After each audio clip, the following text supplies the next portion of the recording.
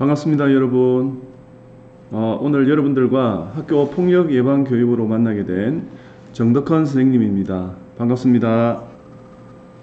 자, 오늘 교육은 선생님과 함께 파워포인트로 선생님과 함께 내용을 함께 보도록 하겠습니다.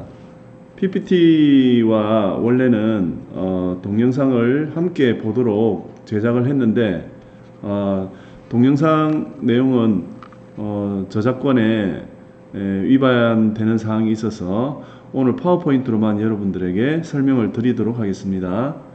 약 한 25분 정도 시간이 걸리는데 내용을 끝까지 잘 듣고 여러분들에게 주어진 과제도 잘 해결하시기 부탁을 드리겠습니다.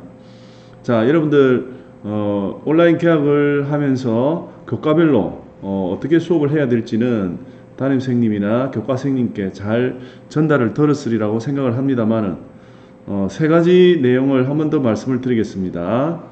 자, 수업이 시작이 되면 여러분들 중간에 가능하면 빠져나가지 않고 끝까지 참여해 주시면 감사하겠습니다.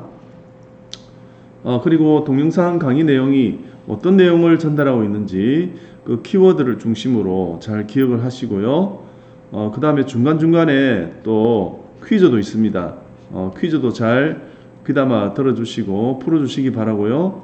그 다음에 세 번째 말씀드리지만 과제, 오늘 정해진 과제가 있습니다. 네이버 폼에서 선생님이 출제를 해 놓았습니다. 그래서 그 주소는 아래에 있는 주소와 같고요.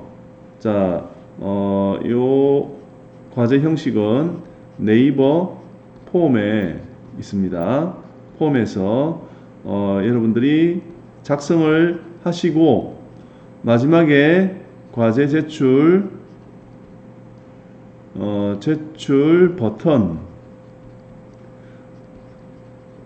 버튼을 눌러서 제출해 주시면 감사하겠습니다. 자, 요 주소는요, naver.me/ 대문자 F G 대문자 N O 대문자 Y 대문자 Y 5 3 이렇게 네이버 폼의 주소가 있습니다. 여러분들 여기에 접속을 하셔서 과제를 오늘 중으로 제출해 주시면 감사하겠습니다. 자, 그러면 교육을 시작하도록 하겠습니다. 먼저 우리가 학교 폭력의 정의부터 한번 알아보도록 해야 되겠습니다. 학교 폭력이란 무엇일까요? 여러분들 초등학교 때부터 많이 들어서 알고 있겠지만 여기에 5줄로 설명이 되어 있습니다만은 간단하게 줄인다면 빨간색만 함께 보도록 하겠습니다. 학생을 대상으로 신체나 정신이나 재산상의 피해를 수반하는 행위, 피해를 발생시키는 이러한 행위들을 바로 학교 폭력이라고 얘기합니다. 자, 다시요. 학교 폭력이란 것은 학교 안팎에서 학생을 대상으로 신체나 정신, 즉 몸과 마음, 그리고 재산상은 돈과 물건이 되겠죠. 돈과 물건, 이러한 곳에 피해를 발생시키는 행위를 바로 학교 폭력이라고 말합니다. 잘 아시겠죠? 네, 좋습니다. 자, 그러면 학교 폭력은 어떻게 판단을 할까요? 물론 판단하는 것은 학교에서 전담기구 선생님들께서 판단을 하시겠지만 이렇습니다. 학교 폭력은 또는 대다수의 폭력은 피해자 입장에서 판단을 하는 것입니다. 그래서 이 피해자가 아까 얘기한 몸과 마음, 신체, 정신, 그렇죠? 재산, 이러한 세 가지 사항에서 어떤 피해를 당했는지를 따지는 것이 학교 폭력의 판단 근거입니다. 물론 학교에서는 가해 학생에게도 나중에 피해 학생과 함께 하는 자리를 마련해서 회복적 생활 교육을 위해 노력을 하고 있기도 합니다. 뭐라고요? 회복적 생활교육. 그래서 학교 폭력을 당한 학생이나 가한 학생 모두가 모여서 다시 마음을 원상태로 돌려주는 이런 회복적 생활교육에 대해서 프로그램을 운영하고 있다는 것 말씀드립니다. 자, 최근 학교 폭력의 특징이 어떤지 함께 살펴보도록 하겠습니다. 자, 학교 폭력은 최초 발생 연령이 점점 낮아지고 있다고 합니다. 그래서 초등학교 저학년 학생부터 학교 폭력에 노출이 되고 발생되는 빈도가 늘어나고 있다고 합니다. 그리고 가장 정점은 중학생 비율이 가장 높다고 합니다. 특히 질풍노도의 시기인 중학교 몇 학년입니까? 네, 중2, 중학교 2학년 시기에 학교 폭력 발생이 가장 높다고 합니다. 다음 두 번째는 학교 폭력의 특징 중에 특이한 것은 피해를 당한 학생이 언젠가는 또 가해 학생이 된다는 겁니다. 그래서 피해를 한번 당하면 학교 폭력에 대해서 앞으로는 절대 그런 일을 하지 않아야 되겠다고 다짐을 할 텐데도 그럼에도 불구하고 다시 가해자가 되는 이런 악순환이 생기는 특징을 가지고 있다고 합니다. 피해자, 가해자가 이렇게 돌아가면서 입장을 바꿔가면서 역할을 한다는 특징을 가지고 있다는 것이죠. 자, 세 번째는 언어 정서적 폭력도 증가하고 있습니다. 그리고 이러한 것들이 아주 오랫동안 장기화되고 그리고 일상화되고 있다는 겁니다. 빈번하게 발생하고 있다는 것이죠. 자, 그리고 네 번째는 SNS, 즉 소셜 네트워크 서비스라고 얘기하죠. 그래서 여러분들 폰 안에서 학교 폭력이 발생하기 시작한다는 것입니다. 예를 들면 카톡이나 메신저, 페이스북 이러한 것들을 통한 사이버 폭력, 그래서 위협을 한다든지 따돌림을 시킨다든지 이렇게 해서 피해 학생을 괴롭히는 이러한 특징이 최근 학교 폭력의 특징이라고 볼 수가 있겠습니다. 자, 최근 학교 폭력의 특징 4가지 잘 아셨습니까? 네, 좋습니다.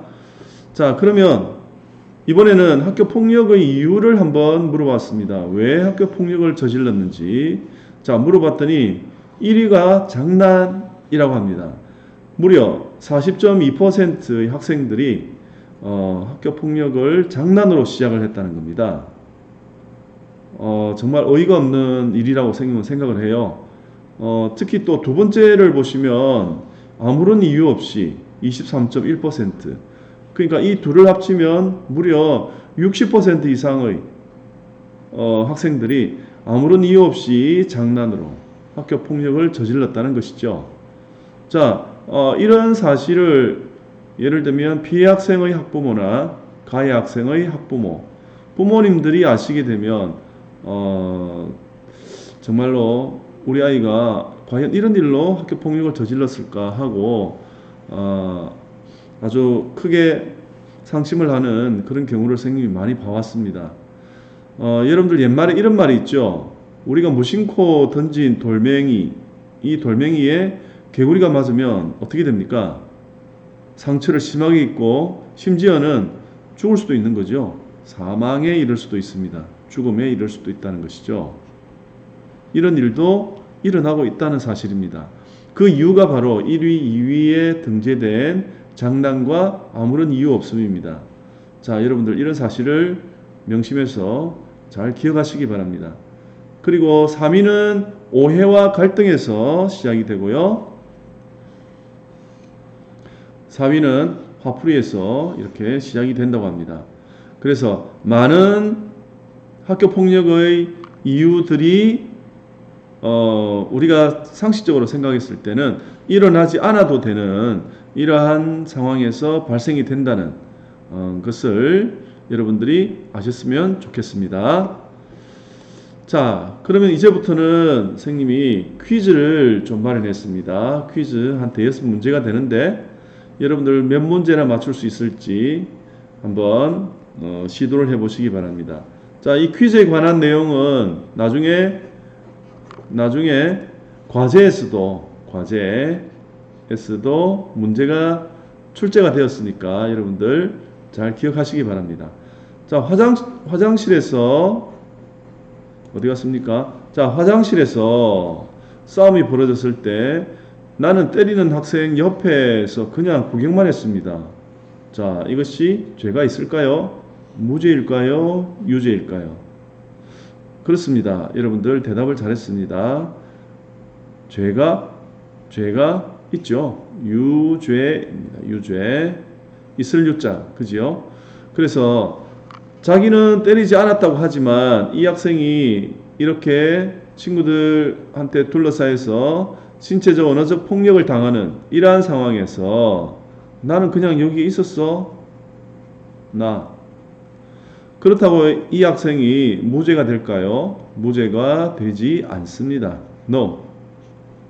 유죄가 되는 것이죠. 자, 왜 그런지 함께 보도록 하겠습니다. 자, 여기 보시면 밀폐된 공간에서, 즉 화장실이나 피해자가 도망을 갈 수 없는 이러한 상황에서 묵시적 가담 행위를 한다. 말은 하지 않지만 그 상황에 있었다라는 얘기죠. 상대방에게 공포심을 주고 저항 의지를 포기하게 하는 이러한 행위, 유죄라고 판단이 됐습니다. 잘하셨습니다. 자, 두 번째, 어떤 친구가 힐끔 쳐다봐서 몇 자를 봐? 라고 인상을 쓰면서 팔목을 자꾸 흔들었습니다. 이 경우 폭력이라고 할 수 있을까요? 그렇죠. 말과 행동이 같이 나오면서 상대방에게 위협을 가하고 팔목을 자꾸 흔들었다는 사실, 학교 폭력이라고 볼 수 있습니다. 그래서 친구에게 힘쓰는 그 자체가 폭행이고 어른들에게는 이러한 일들이 바로 2년 이하의 징역 또는 500만 원 이하의 벌금에 처하는 아주 중대한 사안이라고 볼 수가 있겠습니다. 잘 맞췄습니다. 자, 다음 세 번째 퀴즈 한번 내보겠습니다. 세 번째는 나는 키도 작고 힘이 없는데 우리 반 짱에게 맛있는 거 사주면서 친하게 지내고 있습니다. 그런데 옆반에 나를 만만히 보고 건드는 애가 있습니다. 그래서 짱에게 부탁을 했어요. 제 손 좀 봐줘 라고 부탁을 했고 그 짱은 쉬는 시간에 불러가지고 얼굴을 한 대 때렸습니다. 학교 폭력에 해당이 될까요? 당연하죠. 학교 폭력에 해당이 됩니다. 왜 해당이 될까요? 그렇죠.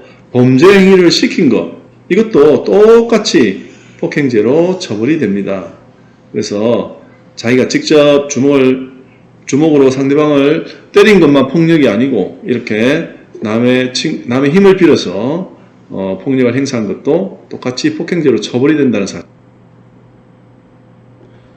자, 이번에는 네 번째 퀴즈를 보도록 하겠습니다. 쉬는 시간에 친구가 욕설을 하길래 욱하는 성격의 주먹을 날려서 친구의 눈을 다치게 하였습니다.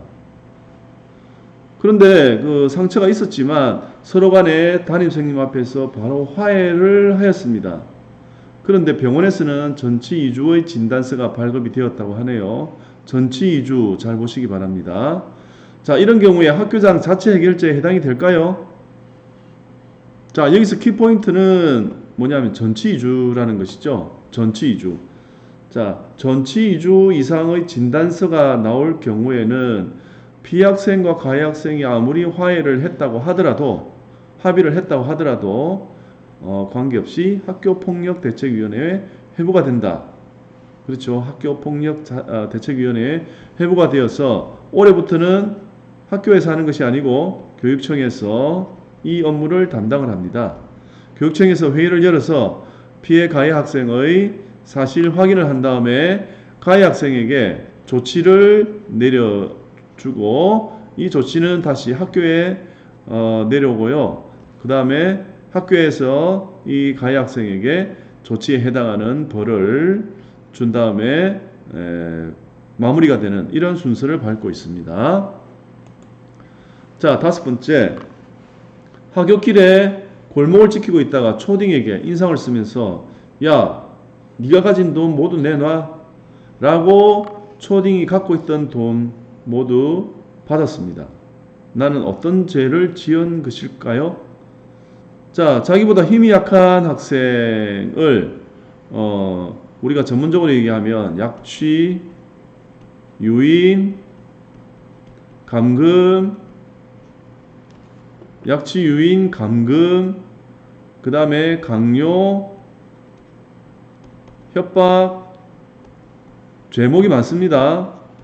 그래서 결국은 금품, 갈취, 이렇게 여러 가지 죄목이 복합이 된 것이 바로 퀴즈 5번의 행동입니다.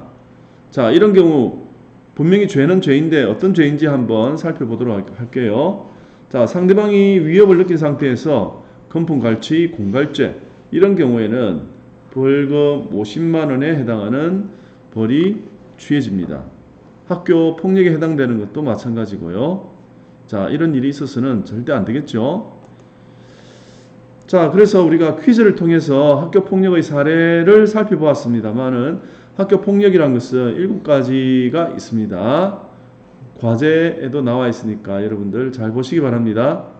가장 전형적인 것이 친구의 몸을 구타를 하는 것이죠. 신체 폭력, 그 다음에 말로 언어 폭력, 그 다음에 폰으로 사이버 폭력. 자, 이 세 가지가 폭력에 해당하는 겁니다.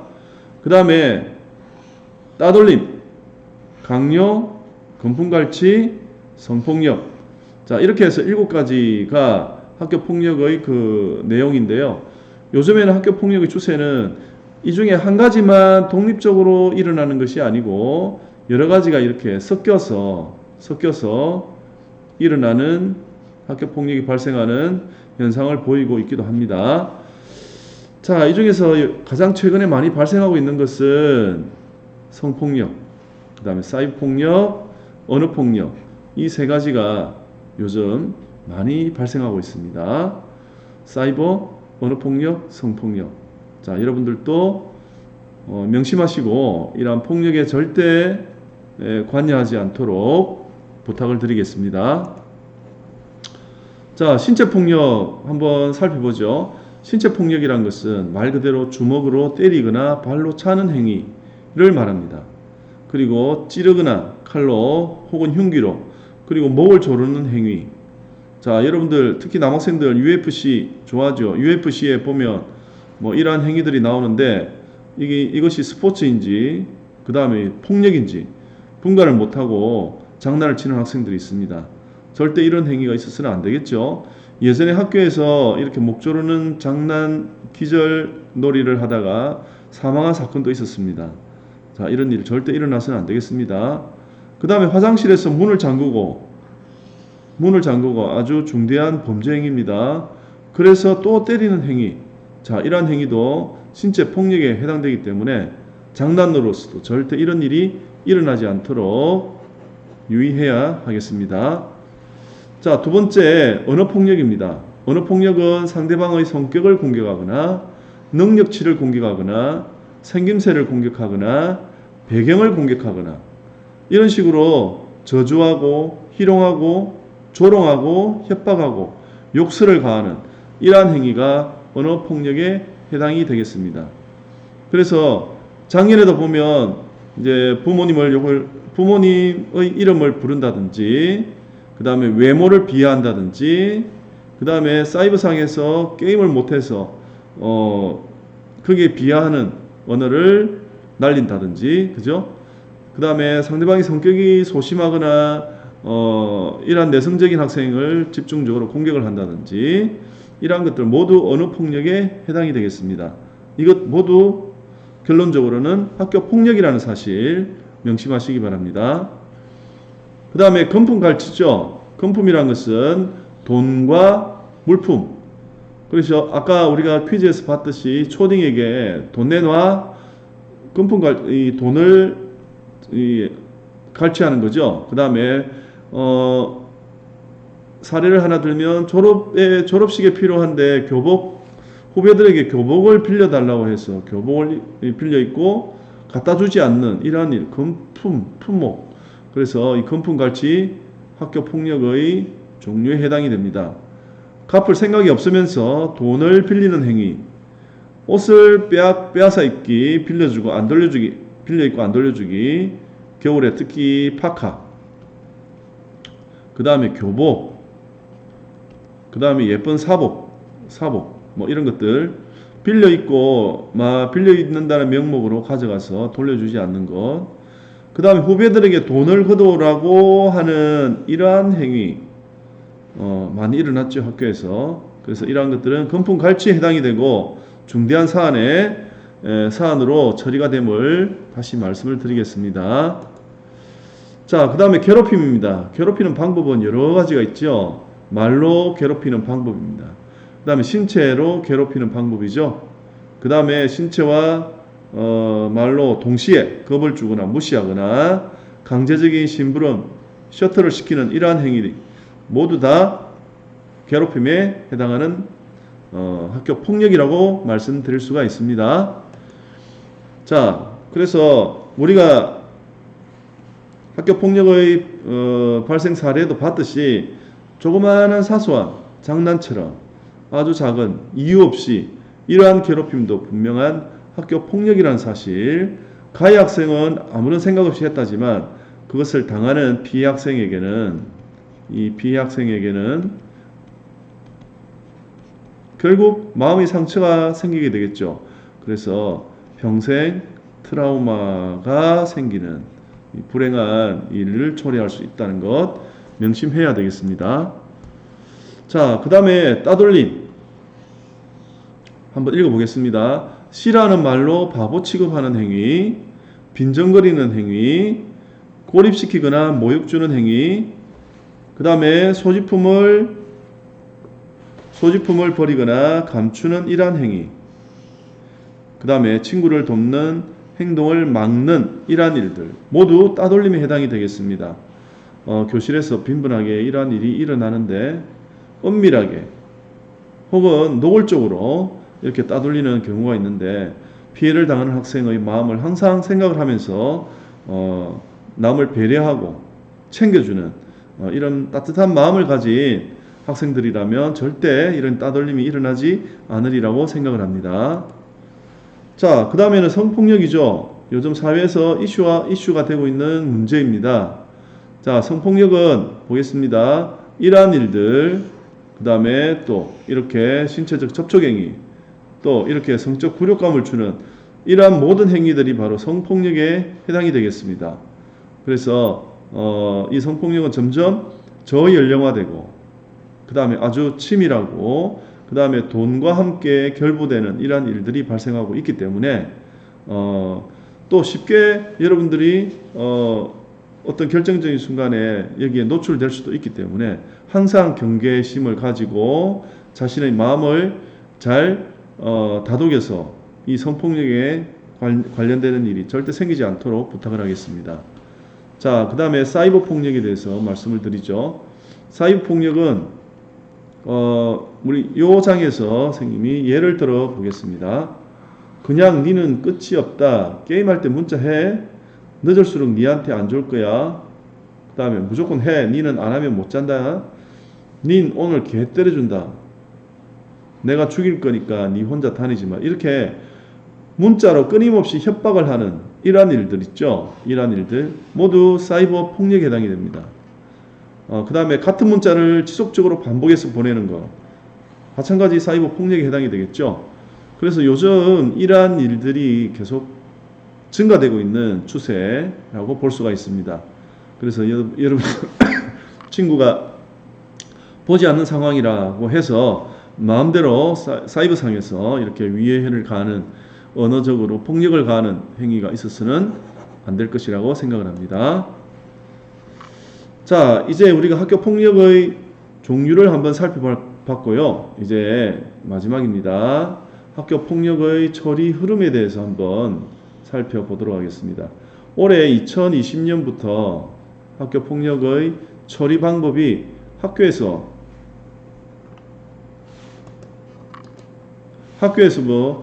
교육청으로 이관되는 그게 첫 번째 변화고요. 두 번째는 학교에서 자체적으로 해결할 수 있는 학교 자체 해결제가 도입되었다는 것입니다. 한번 살펴볼게요.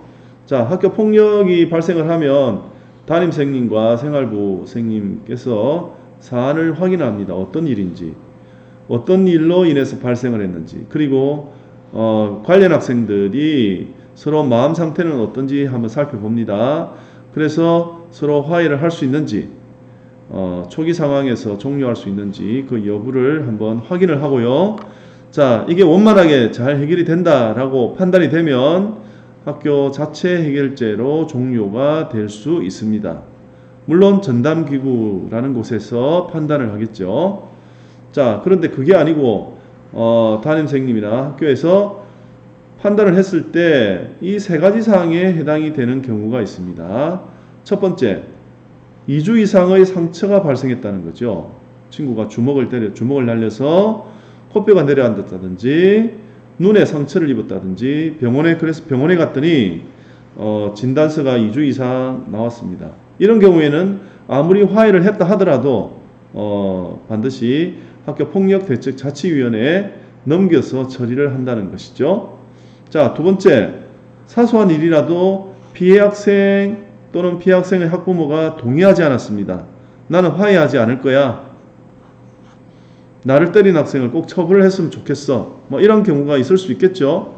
자, 이런 경우에는 마찬가지 학교폭력대책위원회에 회부가 되어서 처리가 되겠습니다. 세 번째, 보복행위로 인한 내용이죠.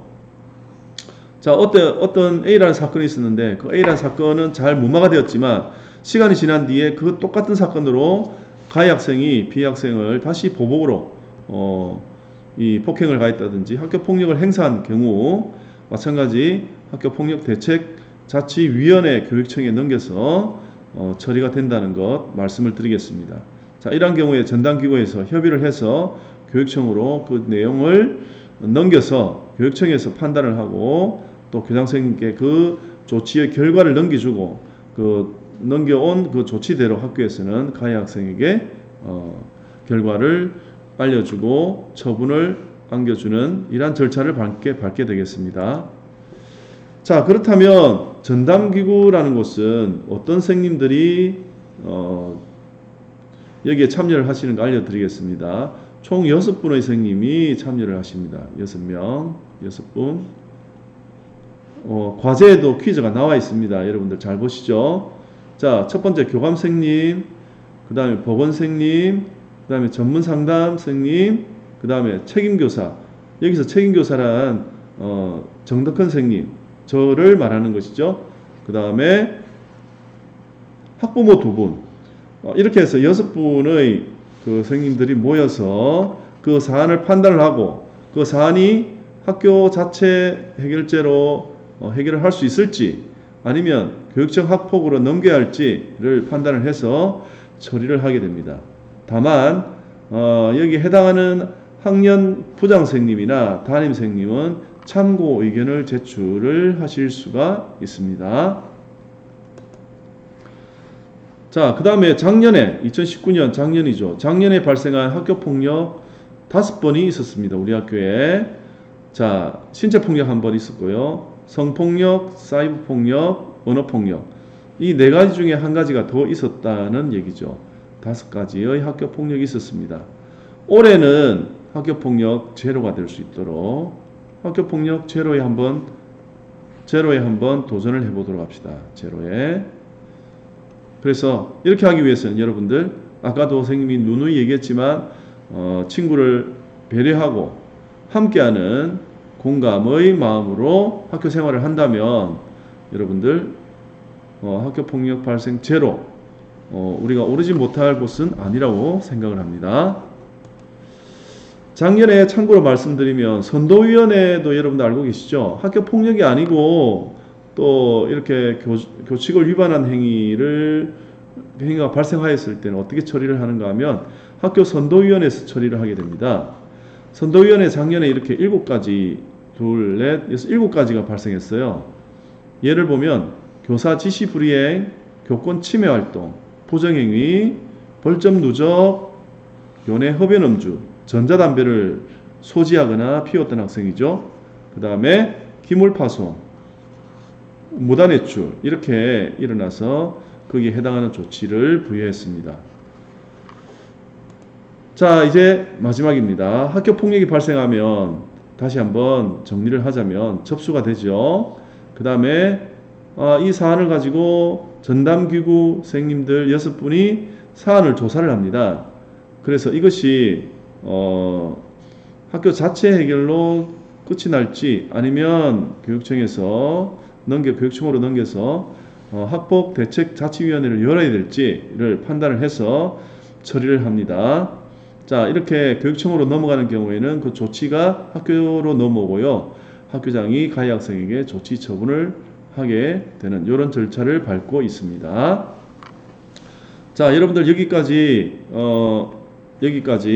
학교 폭력 예방 교육을 잘 들으셨는데 여러분들 들어보시니까 어떻습니까? 올해는 아까 얘기했지만 이제는 우리 학교 학생들이 학교 폭력을 일으키지도 않고 당하지도 않는 학교 폭력 제로 2020 학년도에는 학교 폭력 제로에 도전할 수 있도록 여러분들 파이팅 하시기 바랍니다. 이상으로 학교 폭력 예방 교육을 마치도록 하겠습니다. 여러분들 수고하셨습니다.